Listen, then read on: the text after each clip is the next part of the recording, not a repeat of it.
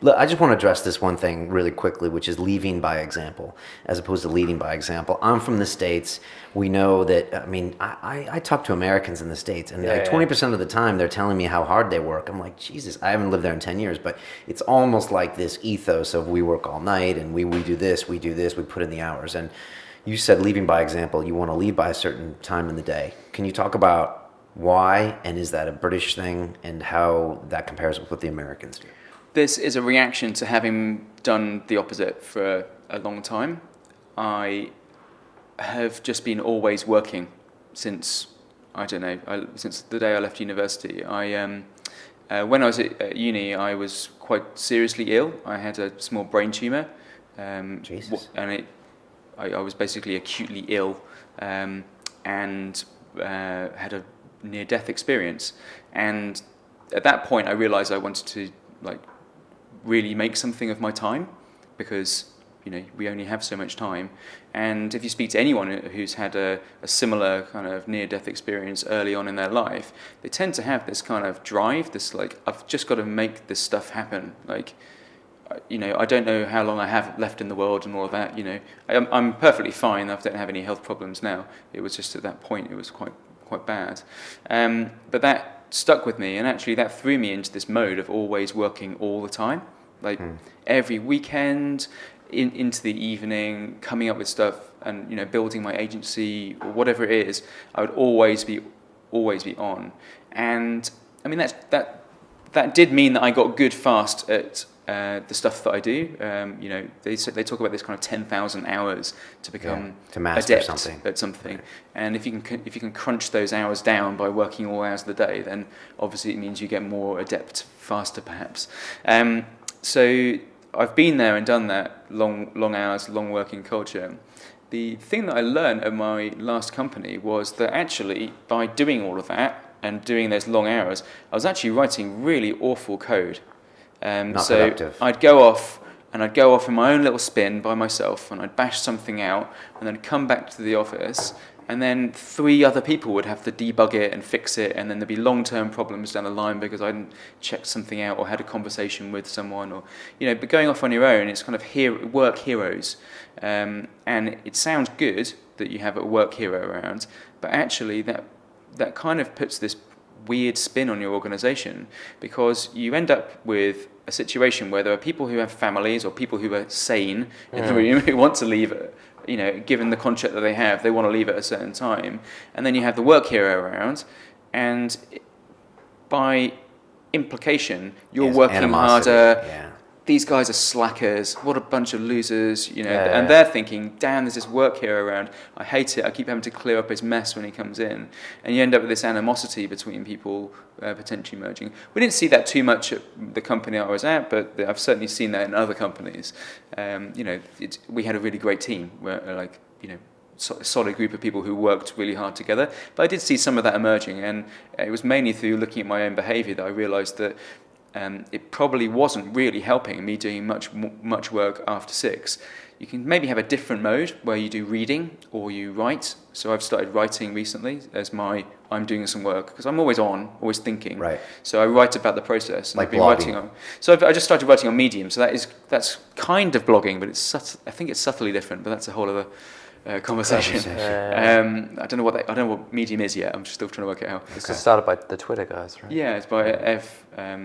And it's kind of collaborative collecting and blogging and writing and thought sharing. It's a different mode. Copy. So you work in the evenings, but you try to shift gears a bit. Try to shift mode a bit, do some research or maybe do some sketching. I do like tinkering, so I enjoy tinkering.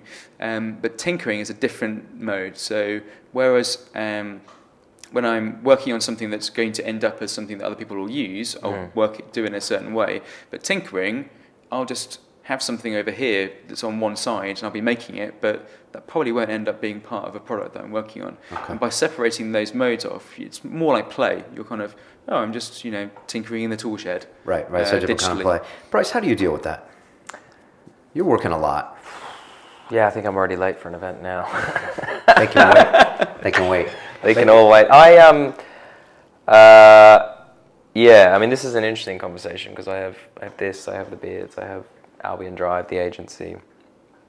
I'm out a lot. I'm quite publicly available, and then I tend to, I'm quite easy to find, I guess. And I think that in a large part has contributed to being able to do it. But I think, I mean, lately it's been a little bit more like I get to the weekend and I kind of shut down, and I'm like, I don't want to look at Twitter, and I don't want to be on, I don't want emails, or I don't refuse to sort of, I draw a bit of a line, because I found, at least in, you know, my professional career, is if something is an emergency, people will find you. Like, Right. they will contact you, right? But if you start answering every email after hours on weekends, people will set that as the standard, and you never lose it. And you're always doing that nervous thing where we're having a chat, blah, blah, blah, and you're kind of like, yeah, hey, Brian, Nothing anyway. worse than that. Phone goes being up, present. phone goes back, you know what I mean? And it's so It's common now. It's an old like- Tim Ferriss trick he called the information diet, which was he never checked his emails before noon, and he trained people to know if it was an emergency to call.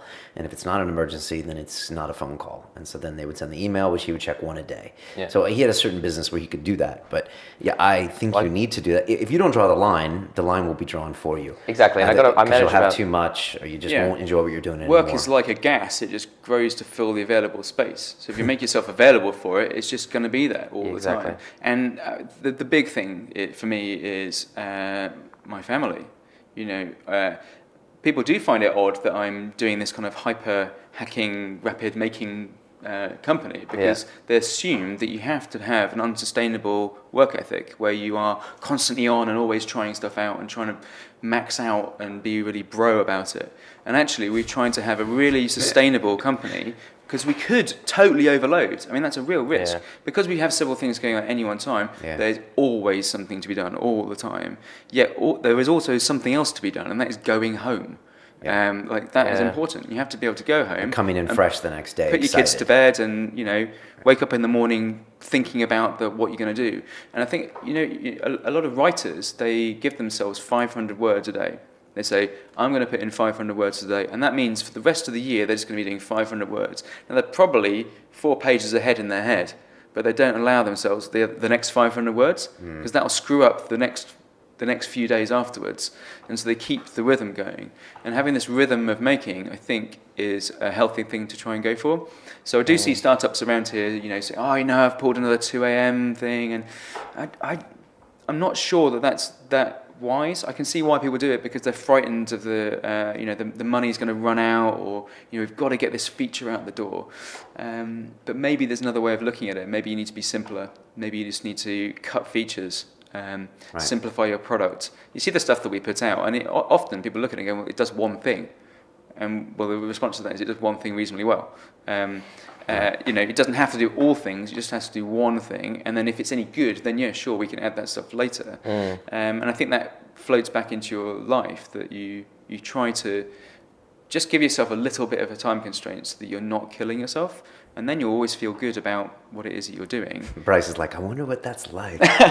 But suffice it to say, you haven't figured this work-life balance out. You know, it's funny. It's weird timing, actually, because I've just started a month off the booze. And I've Yeah, I just saw you started- sipping the Coca-Cola. I was Okay. scary, right? really. And I started. I've got a friend, Andrew McDonough, who runs a sort of a sports social network called Tribe Sports. Lovely guy, and he's. Yeah, I've heard of them. We're kind of getting up and trying to do a bit of a jog in the morning, so that I can kind of be tired by the time I get home at night, and, you know, like, actually sleep instead of being like always on and going to an event, then coming home being like, I need to send 10 emails, need to do these things. Because the thing is, like, it's always going to be there, you know, like that, like you said, it's never going to go away. But I think my philosophy now is that, like, at this point in my life, it's about kind of pulling back a bit, you know, like when you're kind of at the beginning of your career, you have to go for everything. I mean, you know, I had to move halfway around the world to the other side of the planet and knew no one, and had to start all over again, building everything from nothing. And you were willing to, because you're young, and that's what young guys do. Could I do it Crazy again? stuff.